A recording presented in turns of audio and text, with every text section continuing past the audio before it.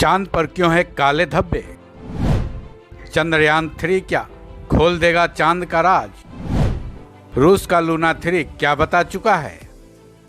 जब कोई खूबसूरत लड़की भाव नहीं देती है तब झल्लाकर इंसान ये जुमला जरूर बोलता है, जब चांद में दाग है तो तुम क्या चीज हो। ये तो रही मजाक की बात, लेकिन चांद पर दाग को लेकर न जाने क्या क्या लिखा पढ़ा गया है। ये सवाल भी किया जाता है कि आखिर चांद पर दाग क्यों है। इस सवाल का जवाब जानने के लिए चांद पर जाने की जरूरत नहीं है, क्योंकि हमारा चंद्रयान-3 पहुंच चुका है। तो क्या चंद्रयान-3 के विक्रम लैंडर से निकला प्रज्ञान रोवर, जो कि चांद पर बड़े मजे के साथ घूम रहा है, चांद पर दाग क्यों है इसके राज का फाश करेगा?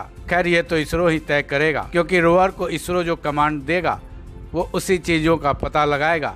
लेकिन हम आपको बता दें, 1959 में इस पर काम किया गया है। 1959 में चांद के दाग का पता लगाने के लिए रूस ने लूना 3 को स्पेस में भेजा था। अब आप सवाल करेंगे कि आखिर ऐसा क्यों किया गया, जबकि चांद तो हमारे सामने से ही दिख जाता है। फिर लूना 3 को क्यों भेजा गया? रूस के वैज्ञानिकों को चांद के पिछले हिस्से के बारे में जानने की जिज्ञासा जागी। फिर लूना 3 भेजा गया, जिसने चांद के पिछले हिस्से की सबसे पहली तस्वीर खींची थी। हालांकि उसके बाद अमेरिका और रूस ने कई बार इस प्रक्रिया को दोहराया था।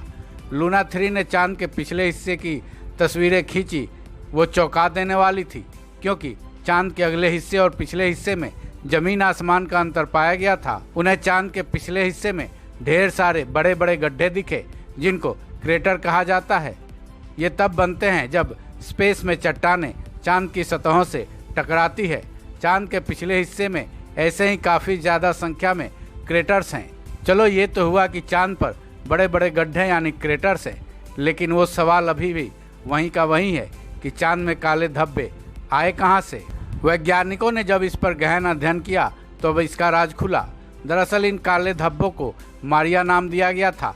मारिया का लैटिन भाषा में समुद्र मतलब होता है। इंसान जब तक चांद पर नहीं पहुंचा था तब तक उसे यही लगता था कि ये काले धब्बे चांद के समुद्र के थे, जो अब सूख चुके हैं। लेकिन जब इंसान चांद पर पहुंचा, उसके सैंपल्स ले आए, तब सब कुछ सामने आया।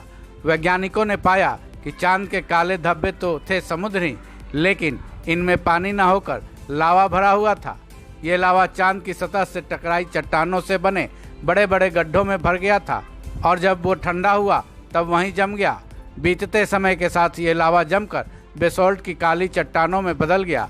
यही बेसोल्ट की काली चट्टानें हमें काले धब्बे के रूप में दिखते हैं। यहाँ भी एक सवाल है कि चांद के सामने साइड का ही लावा क्यों निकला, पिछले हिस्से का क्यों नहीं? 1959 के बाद अब तक ये सवाल एक मिस्ट्री ही है, जिसे सुलझाया नहीं जा सका है।